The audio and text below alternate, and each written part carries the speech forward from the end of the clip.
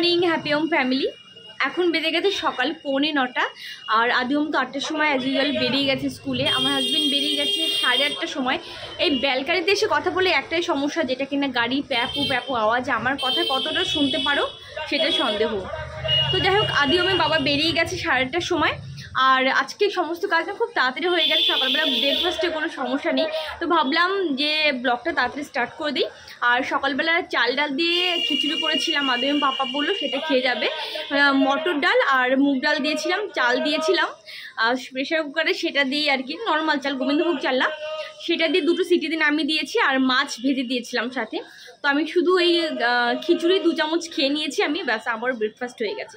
মানে সকালবেলার মতো আজকের মতো সকালবেলা ব্রেকফাস্ট আমারও করতে হলো না। আর আজকে ঘরে ঝুলগুলো একটু ঝাড়বো, হালকা হালকা পড়েছে। আর হালকা হালকা অবস্থাতে যদি না ঝাড়া হয় না, অনেক বেশি ঝুল পড়ে যায়। আর ইদানিং ঘরে মাকড়সার পরিমাণটা এত বেড়েছে না, মানে কি বলবো, আমি অবাক হয়ে যাচ্ছি। মাকড়সা এত পরিমাণে কি করে ঘরে আসতে পারে? অন্যান্য পোকামাকড় আসে দেখি, ঠিক আছে, বাট মাকড়সা আমি এত পরিমাণ কোনোদিনও দেখিনি আর কি। আর মাকড়সা নাকি ঘরে থাকাও ভালো না। তো আমি তো সপ্তাহে 2 দিন করে ক্লিন করি। তো আজকে খুব ভালোভাবে একটু ক্লিন করবো। 2টো করে 10, 3টে করে 10 শুরু হয়ে গেছে পেয়ারা। এই পেয়ারাগুলো জানো তো অনেক ভালো পেয়ারাগুলো। তো আমি নিয়ে এসেছি মোটামুটি, আমার 5-6টা এখনও ফ্রিজে আছে, নয়তো আজকে নিয়ে আসতাম গিয়ে আবার। আমি আর আদি হোম যেহেতু পেয়ারাটা খেতে খুব ভালোবাসি, আর ফর্চুনেটলি নিচেই বসে আর কি পেয়ারাওয়ালা, তো নিচে দৌড়ে গিয়ে নিয়ে আসতে পারি, খুব ভালো লাগে খেতে। আর এই সিজনটা তো মানে অ্যাভেলেবেল পাওয়া যায়, এরপরে পাওয়া যাবে না, পেলেও প্রচুর দাম হবে। তো তোমরা মানে পেয়ারা তো প্রচুর পরিমাণে ভিটামিন সি থাকে, আমরা অনেকেই জানি, আবার অনেকে হয়তো জানি না। 2টো কমলা লেবুর সমান একটা কিন্তু পেয়ারা কিন্তু ভিটামিন সি থাকে। অতএব এখন দামটা কম আছে, তোমরা কিন্তু এখন মানে অ্যাভেলেবেলও পাওয়া যায় বটে, সেই কারণে দামটা কম হয়। তো তোমরা কিন্তু এখন কিনে খেতে পারো বেশি করে, আর বাচ্চাদেরকেও দিতে পারো। ছোটোবেলার থেকে শুনে এসেছি যে সিজনেবল ফল, অর্থাৎ যে সিজনে যে ফলটা ওঠে সেটা খাওয়াটা অত্যন্ত জরুরি। সবচেয়ে বড় কথা, যে সিজনে যে ফলটা উঠবে সেটা কিন্তু অ্যাভেলেবেল পাওয়া যায়, আর তাছাড়া দামটাও কিন্তু কম থাকে। তো সেই কারণে কিন্তু বলা হয়, তাই আমি তোমাদের সঙ্গে কথাটা শেয়ার করলাম। যাই হোক, আর এদিকে হচ্ছে আজকে ঝুল ঝাড়তে বসে গেছি। যদিও সেরকম একটা ঝুল পড়েনি ঘরে, ওই হালকা ফুলকা একটুখানি চোখে বাঁধলো, ব্যাস, তার জন্য ভালো করে সমস্ত জায়গা আর একটুখানি ক্লিন করে দিলাম। আর ইদানিং এত পরিমাণে মাকড়সা হচ্ছে ঘর দিয়ে, মানে আমি অবাক হয়ে যাচ্ছি। আরশোলা দেখতে পাওয়া যায় ঘরে গুড়ি গুড়ি, কিংবা অন্যান্য পোকামাকড় সেরকম কিছু দেখতে পাওয়া যায় না, যদিও আমার ঘরে একটু আরশোলাটা গুড়ি গুড়ি যেগুলো হয় আর কি, সেগুলো মাঝে মধ্যে দেখতে পাই। ইদানিং দেখছি মাকড়সার পরিমাণটা অত্যাধিক পরিমাণে বেড়ে গেছে, আর সে কারণে ঝুলের পরিমাণটাও ঘরে অনেক বেড়ে গেছে। অবস্থা একবার তোমরা দেখো, এই তো কদিন মানে 7 থেকে 8 দিন আগে ক্লিন করেছিলাম, 7-8 দিনের মধ্যে আবার কতটা পরিমাণে নোংরা হচ্ছে, আশা করছি তোমরা বুঝতে পারছো। মনে হচ্ছে কত মাস ক্লিন করি না। আমাদের এখানটার ধুলোর পরিমাণটা দেখেছো কীরকম? আর তার সাথে এখানটার অবস্থা একবার দেখো। এই ধরনের ঝাড়ু যে কাজ করতে এত উপকার ডাস্টিং ক্লিনিংয়ের ক্ষেত্রে, টিভির পেছনটা যেখানটা আমাদের হাত যায় না বা আমরা টাওয়াল দিয়ে ক্লিন করতে পারি না, সম্ভব হয় না, সেই সমস্ত জায়গায় এই ধরনের ঝাড়ু খুব ভালো কাজ হয় আর কি। সেলাই মেশিনের নিচটাতে যেখানটা হাত দিয়ে ক্লিন করা যায় না সেখানটা, ইভেন আলমারির পেছনটা বা আলমারির ওপরটা, এই ধরনের ঝাড়ুতে ক্লিন করতে খুব উপকার হয়। তো যখন আমি দেখি না কেন 1-2টো করে কিনে রাখি, ইভেন ঠাকুর ঘরেও আছে আমার একটা। আর নর্মাল আমি একটা কিচেনে রেখেছি, আর একটা আমি বেডরুম ডাইনিং রুমে রেখেছি। ঘরে ক্লিন করার ক্ষেত্রে না এক ধরনের টুলস কিনতে পাওয়া যায়, এক রকমভাবে সেগুলো ক্লিন করা যায়। যেমন তোমাদের সঙ্গে যে ঝাড়ুটা আমি শেয়ার করলাম, আশা করি প্রত্যেকে বাড়িতে থাকে। আবার ছোট ছোট যে একদম ঝাড়ু কিনতে পাওয়া যায়, একদমই ছোট, সেগুলো দিয়ে কাঠের খাট বা যে কোনো ফার্নিচারের ভেতরে যে ডিজাইনগুলো থাকে সেগুলো ভেতরে ক্লিন করা যায় না হাত দিয়ে বা কোনো টাওয়াল দিয়ে, বা এত বড় ঝাড়ু দিয়েও হয় না। তখন সেক্ষেত্রে কিন্তু ছোট ছোট ঝাড়ুগুলো দিয়ে ক্লিন করতে খুব ভালো হয়। আর এই ধরনের টিপসগুলো কিন্তু আমি অলরেডি আমার মাল্টিফ্লেভার চ্যানেলে আমি শেয়ার করে দিয়েছি। আর হ্যাঁ, অনেকে তোমরা এখানে এসে কমেন্ট করো, দিদি তোমার সেকেন্ড চ্যানেলের নামটা কি? তো আমার সেকেন্ড চ্যানেলের নাম হলো মাল্টিফ্লেভার। আর মৌসুমি কর, তুমি হচ্ছে কমেন্ট করেছিলে আর কি, বলেছিলে যে আমি চ্যানেলটা খুঁজে পাচ্ছি না। ভালো করে মাল্টিফ্লেভার দিয়ে সার্চ করলে দেখতে পাবে তোমরা, আমার একটা ছবি দেওয়া আছে লোগোতে, সেটা দেখলে বুঝতে পেরে যাবে আশা করছি।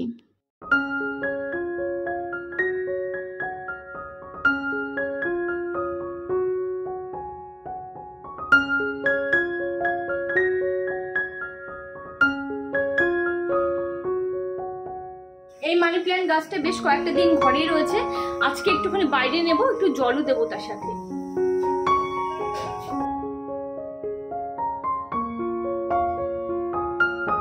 আমাকে প্রায় দিন অনেকেই তোমরা কমেন্ট করে থাকো, দিদি মানি প্ল্যান্ট গাছ কি সুন্দর হয়েছে তোমার ঘরে, এত সুন্দর গ্রো কী করে করতে পারলে। তো অলরেডি কিন্তু সেটা আমি মাল্টিফ্লেভার চ্যানেলে আমি শেয়ার করে দিয়েছি যে কি আমি দেই মাঝে মধ্যে। অনেকে কিন্তু মানি প্ল্যান্ট গাছ বা বাম্বু ট্রি যেটা আর কি হয় লাকি বাম্বু, তো সেগুলোর জন্য আলাদা রকম মেডিসিন কিংবা সার কিনতে পাওয়া যায়, সেগুলো দেয়। বাট আমি ওরকম কিছু দিই না, আমি ঘরে থাকা জিনিস দিয়ে আমি গ্রো করি, খুব ভালো কিন্তু গ্রো হচ্ছে, দেখতে পাচ্ছ আশা করছি।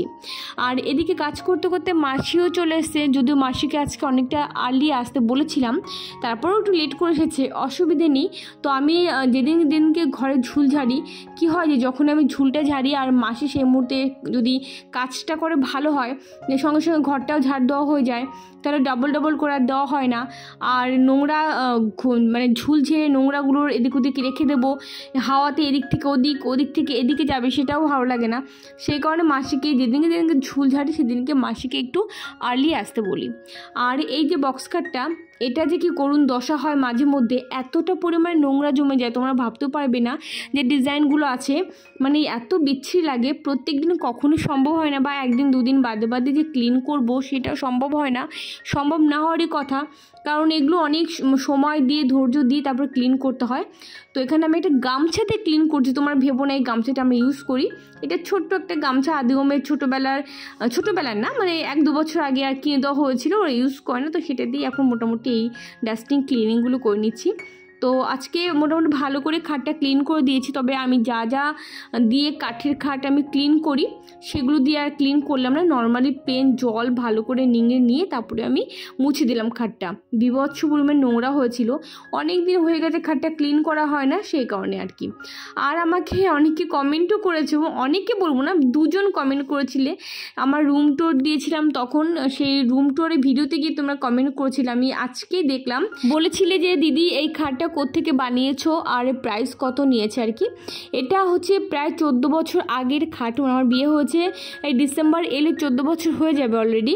তো 14 বছর আগের খাট, আর হচ্ছে এটা বানানো হয়েছিল নদীয়া ডিস্ট্রিক্ট থেকেই, যেহেতু বাপের বাড়ি ওখানে আমার, তো ওখানে একটা দোকান থেকে বানানো হয়েছিল, বিভিন্ন টাইপের খাট আছে ওখানটা, এবং আমার দেখে পছন্দ হয়েছিল ডিজাইনটা, তো এই ডিজাইনটা আমি অর্ডার দিয়েছিলাম। এক্স্যাক্ট দামটা আমার খেয়াল নেই এখন, তবে ওই 40,000 টাকা আমার কাছে এরকম পড়েছিল দাম আর কি, 14 বছর আগে। তাহলে বুঝে নাও তোমাদের এই কভারটার কথা মনে আছে কিনা আমি জানি না, আশা করছি মনে আছে, তোমরা যারা পুরানো ভিডিও আমার দেখে থাকবে আর কি। মোটামুটি 1 বছর আগে এটা আমি বানিয়েছিলাম নিজের হাতে। আমি 3টে দেখো এই পকেট আছে, এটা হচ্ছে মাইক্রোওভেনের উপরে কভার।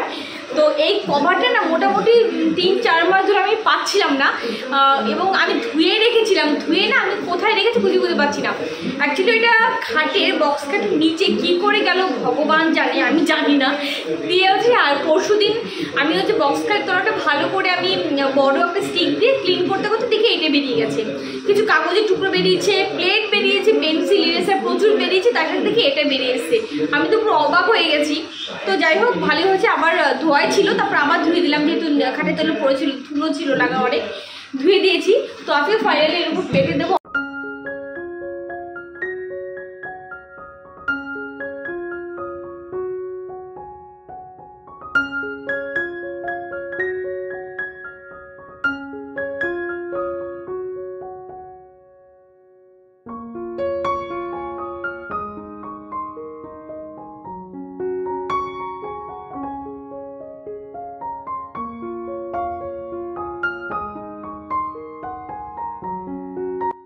ওদিকের অর্গানাইজেশন বা অন্যান্য যে কাজগুলো করতাম সেই কাজগুলো কমপ্লিট করে চলে এসেছি রান্নাঘরে এসে এখন ভাত বসিয়ে দেবো। প্রথমে একদিকে ভাত উতরে যাবে, অফ করে দেবো, আর একদিকে মাছের কালিয়াটা করে নেব, তারপরে ডাল করব, আর একটুখানি ভেন্ডি ভাজি করবো আর কেটে ভেবেছিলাম। তো যাই হোক, আর এখনকার চাল দেখো, এই যে বস্তাটা লাস্টে আনা হয়েছে, এতবার ধুয়ে দিচ্ছি তারপরেও যেন সেই সাদা ফেনা একদম থেকেই যাচ্ছে, আর কীরকম যেন লাগে, 5 বা 6 বার করে ধুলেও সেই সাদা ধোয়া ব্যাপারটা থেকে যাচ্ছে।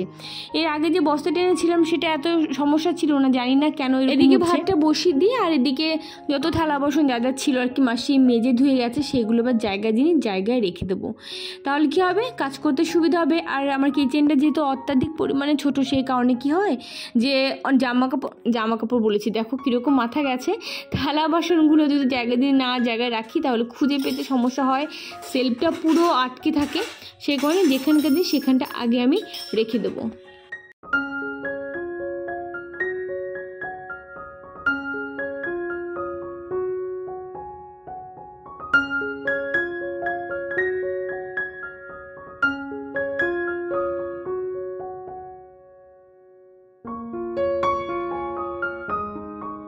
মাসি যখন এলো তখন লিকার চা করেছিলাম না, তো খানিকটা পরিমাণে চা আমি একটু বেশি করেছিলাম। আর মাসি যেহেতু চিনি ছাড়া খায়, তো এখানটা দেখো আর একটু জল মিশিয়েছি, এবার এটা গাছের গোড়াতে দেবো। তাহলে কী হবে বলো তো, খুব ভালো হয়। চা কফি এগুলো গাছের গোড়াতে দিলে না ভালো হয়।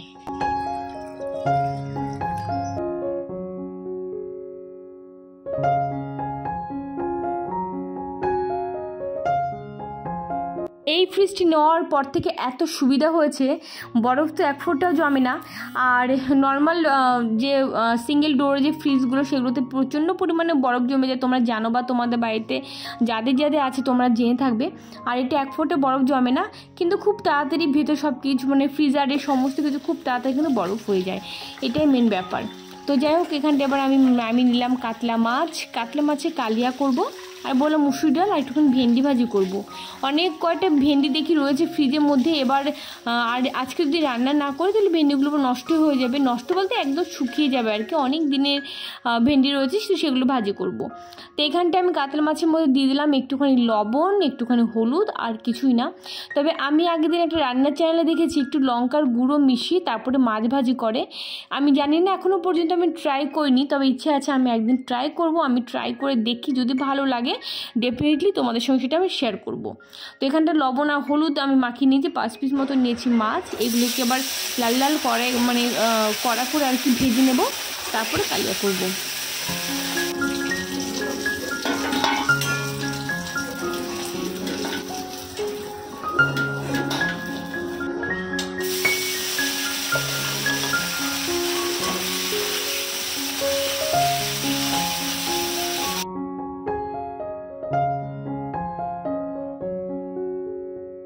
চেষ্টা করি যত হালকা করে করার জন্য, যদিও কালিয়াতে হালকা বলে কোনো কিছু হয় না, তারপরেও এখানটায় গোটা গরম মশলা আমি কিছুই কিন্তু আমি সোমবার দিলাম না, ডাইরেক্ট আমি দিয়ে দিলাম এখানটা শুধুমাত্র পেঁয়াজটা যখন একটু লাল লাল ভাজা আর কি হবে, লাল লাল হয়ে যাবে, তখন এর মধ্যে আমি অ্যাড করে দেবো ওই মশলা, অর্থাৎ পেঁয়াজ রসুন আদা একটা পেস্ট, সেটা দিয়ে দেবো। পেঁয়াজের পরিমাণটা কম আছে, আদা রসুনের পরিমাণটা একটু বেশি আছে।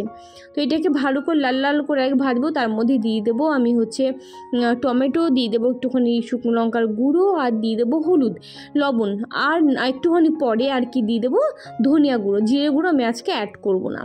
তো এটাকে ভালো করে কষিয়ে নেব।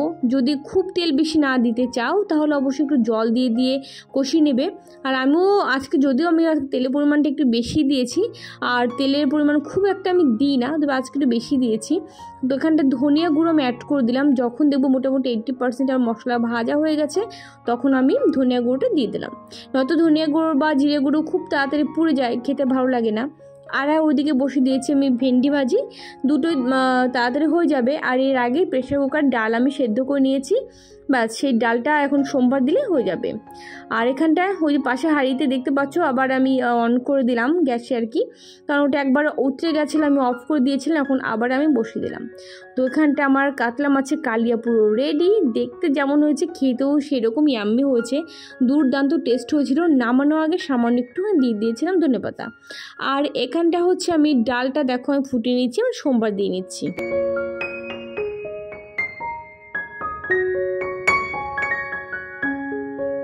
যে মশলাটা আমি করেছিলাম তোমরা দেখলে, পেঁয়াজ রসুন আদার পেস্ট, সেটাকে কি করব আমি এখন এরকম যে কিউব যে বক্সগুলো আর কি থাকে আমাদের ফ্রিজের সঙ্গে পাওয়া যায় বা আমরা কিনেও থাকি নর্মালি, তো সেগুলোর ভিতরে আমি কিন্তু প্রত্যেকটা কিউবের ভিতরে আমি রেখে দেবো, তারপর একটু ফ্রিজারে রেখে দেবো। এটা মোটামুটি 2 ঘন্টা 3 ঘন্টার মধ্যে পুরো একদম জমে যাবে। তারপর কী করব, সেটা একটা ভালো এয়ারটাইট কন্টেনারের মধ্যে আমি ডিপ ফ্রিজের মধ্যে আবার রেখে দেবো। তাহলে কী হবে, আমি যখন নতুন করে কিছু রান্না করব, পেঁয়াজ রসুন কিছু চটজলদি ওখান থেকে বের করে আমি নিয়ে আসতে পারবো। নিয়ে এসে তারপরে আমি কিন্তু রান্না করতে পারবো, আর সেই ঝামেলাটা থাকবে না পেঁয়াজ রসুন আবার পেস্ট করো, হয় না। তবে একটা কথা বলবো, মানে ইনস্ট্যান্ট যেটা আর কি বেটে রান্না করা যায় ততটা টেস্ট কিন্তু থাকে না এইভাবে করলে। তবুও যতটা এগিয়ে রাখা যায় আর কি ততটা এগিয়ে রাখলাম আর কি। রান্নাবান্না পুরো কমপ্লিট। এবার হচ্ছে পুরো গ্যাস ফ্যাস ভালো করে মুছে নেব। তবে ভিম লিকুইডটা শেষ হয়ে গেছে, আনার কথা প্রত্যেক দিন দোকানে যায় ভুলে যায় ভিম লিকুইড আনার কথা। তো ভালো করে গ্যাস ওভেনটাকে মুছে নিয়ে এবার কিচেনটাকে ভালো করে আমি ক্লিন করব। যতক্ষণ পর্যন্ত ক্লিন না করতে পারছি ততক্ষণ পর্যন্ত কেমন যেন মনে হয় কখন ক্লিন করব কখন ক্লিন করব। যাই হোক, কথা বলতে বলতে পুরো কিচেনটা কিন্তু ক্লিন করে নিয়েছি আমি। এবার ওয়ালটা তো অবশ্যই ক্লিন করতে হবে, এটা প্রত্যেক দিন আমি করি। রান্না করতে গেলে তরকারি ছিটে যায় এবং বাসন মাজতে গেলে যে এঁঠো কাটা জলটা ছিটে যায় সেটা কিন্তু বড্ড বাজে লাগে, আর জিদ্দি দাগ হয়ে থাকলে উঠতেই চায় না। পুরো আমার কিচেন একদম ক্লিন কমপ্লিট। আর অল্প কয়েকটা এখনো বাসন হচ্ছে, এখন আমি মাজবো, মেজে নিয়ে তারপরে স্নান করব। আমি একটু বেরিয়েছিলাম, গেছিলাম ভিআইপি নগরে। আদি চশমাটা খারাপ হয়েছিল, সেটা আমার খারাপ বলতে একটুখানি বেঁকে গেছিলো, ঠিক করলাম। আমার চশমাটা ঠিক করলাম। তারপরে আরও একটা কাজ ছিল, সেখানে গিয়ে মোটামুটি এখন রাত 10টা বাজে, এই মুহূর্তে ঢুকলাম আমি ঘরে। আর ঢুকেই জাস্ট আমি ভাতটা বসিয়ে দিয়েছি। আর দুপুরে তো দেখলি তোমরা যে আমি মাছের কালিয়া করেছিলাম, তারপরে ডাল করেছিলাম, ভেন্ডি ভাজা করেছিলাম। তো ভেন্ডি ভাজাও নেই, কালিয়া নেই, আছে ডাল খানিকটা পরিমাণে। আর আমার ছোট ননদ আবার চিকেন পাঠিয়েছে খানিকটা রান্না করে। তখন ভাতটা বসিয়ে দিলাম, ডাল আছে আর চিকেন কষাতে হয়ে যাবে। আর একটু ভাত করে নিলাম। কোথায় রাখলাম, এই যে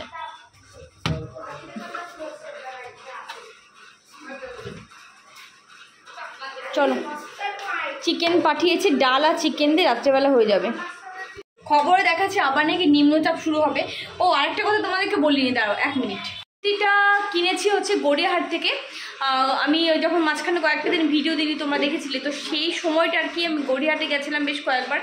তো এই কুর্তিটা কিনেছি, আরও একটা কুর্তি কিনেছিলাম। তো এই কুর্তিটা বাটি প্রিন্টের কুর্তিটা আমার সবসময় যেন খুব প্রিয়, মানে খুব ভালো লাগে আমার।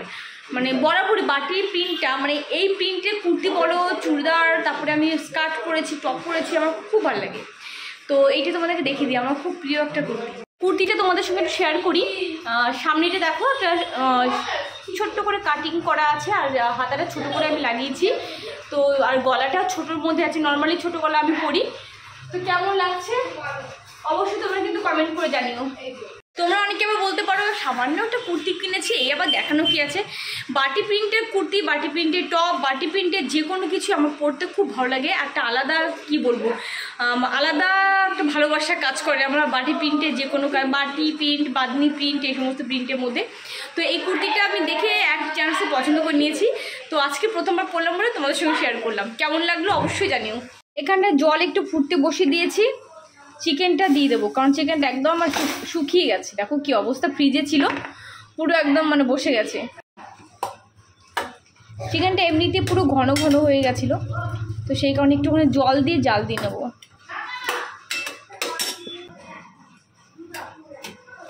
চিকেনটা পুরো একদম মানে শক্ত হয়েছিল, ফ্রিজে থাকার জন্য না, মানে অনেকটা মানে কি বলবো, মানে ঝোলটা ছিল না আর কি একদমই। তো সেই কারণে একটু গরম জলে আবার একটু ফুটিয়ে নেবো, ফুটিয়ে নিলে একটু আবার ঝোলঝোলটা হবে। তো মোটামুটি একটুখানি ফুটলেই তারপর নামিয়ে দেবো। আর এই যে ডালটা একটুখানি গরম করেছি, ব্যাস। সব মাংস গরম করলাম, সব কিছু ঠিক আছে, কিন্তু খিদে পরিমাণটা খুব একটা নেই, কারণ খিদে একদমই নেই। তারপর একটুখানি কফিও খেয়েছিলাম, এক জায়গায় গেছিলাম। তো সব কিছু মিলে খিদে নেই, কিন্তু কিছু করার নেই। এখন 10:30টার উপরে বাজে, খেতেই হবে। সকালবেলা আদেবের স্কুল আছে, তার আগে আমি জামাটাকে খুলবো। নতুন জামা পরেছি তো বেশি যেন গরম লাগছে, নরমাল একটা টপ পরে তারপরে খেতে বসবো।